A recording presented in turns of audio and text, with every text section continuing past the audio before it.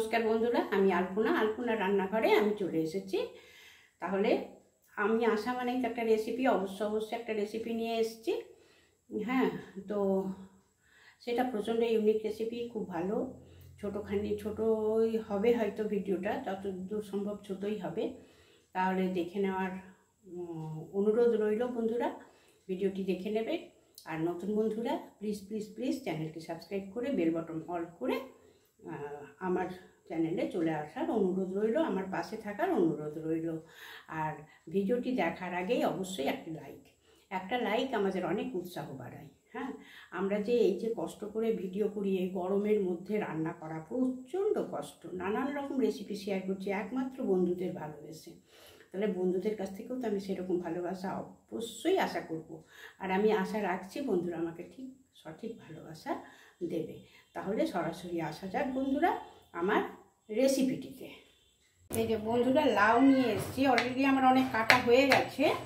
হ্যাঁ, আমি একটুখানি দেখাচ্ছি নতুন বন্ধুদের জন্য, যে নতুন যারা সংসার করছে, কাটতে পারে না বা কিছু, নতুন যারা হয়তো বাইরে রান্না করে, তাদের জন্য কিভাবে কাটবে একটুখানি দেখিয়ে দিচ্ছি। তো খোসা তো ছিলেই নিয়েছি, এই যে এইরকম করে ঘাসটা কেটে নিয়ে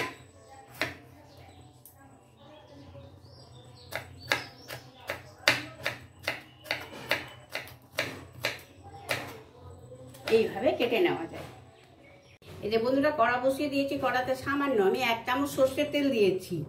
আর এই যে একটা কাঁচা লঙ্কা চিড় দিয়েছি, আর এই যে সামান্য জিরে, সাদা জিরে, এই দিচ্ছি শুকনো লঙ্কা, আর দিলাম তেজপাতা।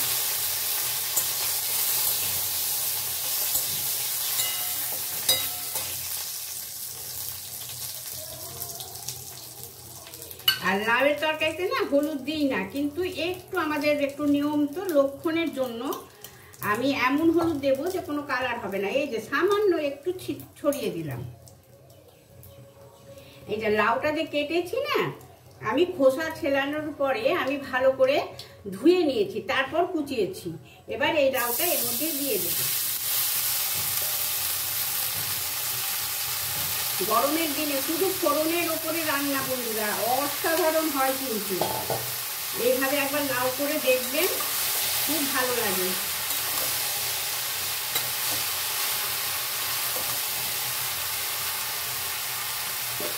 এখন এতে আমি নুন মিষ্টি কিছুই দেব না।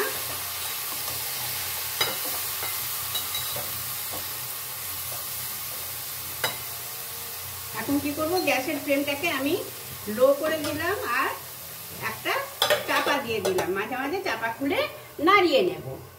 আমি চাপা খুলে অনেকবার নামিয়ে দিয়েছি।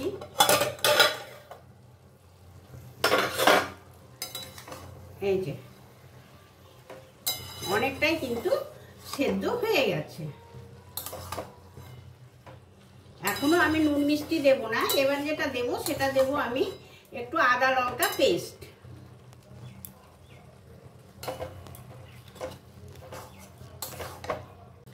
সামান্য একটু আদা লঙ্কা পেস্ট এর মধ্যে একটু অ্যাড করে দিলাম।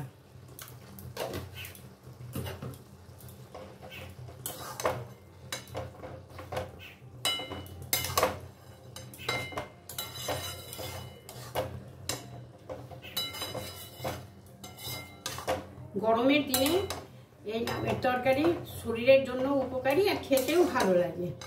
এইভাবে লাউয়ের তরকারি খেলে শরীরের জন্যও ভালো, রান্না করাও সুবিধে, আর খেতেও ভালো।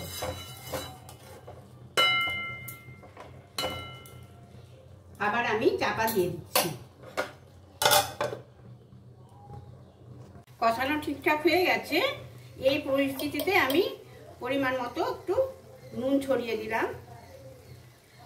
লাউয়ের তরকারিতে না চড়া নুনটা ভালো লাগে না, একটু মিষ্টি ভালো লাগে। আর আমি এই চিনি ছড়িয়ে দিলাম।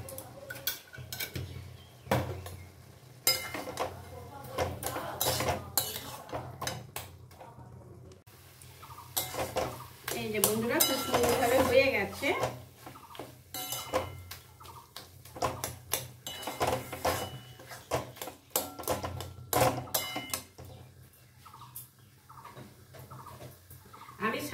একটু ভাজা জিরে গুঁড়ো করে রেখে দিই, একটু ছড়িয়ে দিচ্ছি, সেন্ট হবে বলে। এটা অপশনালি, দিলেও হয় না দিলেও হয়। এটা যদি নাও দেওয়া হয় তবু সবজিটা খেতে খুব ভালো লাগে।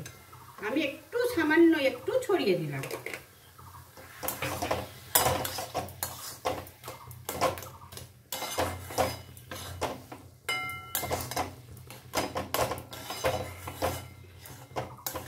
এবারে সার্ভ করে নেব। এই যে বন্ধুরা, সার্ভ করে নিয়েছি অসাধারণ স্বাদে লাউয়ের সবজি। আপনারা অবশ্যই ট্রাই করে দেখবেন বন্ধুরা, খুব ভালো লাগে এইভাবে খেতে, খুব সহজে খুব সুন্দরভাবে টেস্টি হয়ে গেল। তাহলে আমি কমেন্টের আশায় রইলাম, আমাকে কমেন্ট করে অবশ্যই জানাবে বন্ধুরা, অবশ্যই জানাবে। ঠিক আছে, তাহলে আজকের মতন রাখি, বাই, টাটা।